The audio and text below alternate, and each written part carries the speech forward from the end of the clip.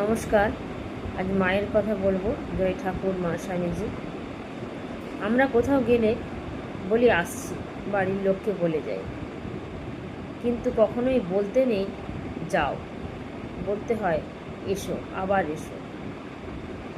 সেই প্রসঙ্গে মা একটি কথা বলে গেছেন। গিরিশ ঘোষের বোন মাকে খুব ভালোবাসতেন, মায়ের সঙ্গে সঙ্গে ঘুরতেন।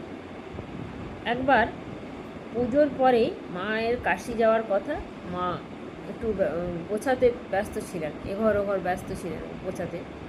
যাবার সময় গিরিশ ঘোষের বোন বলছেন যে তবে আসি মা।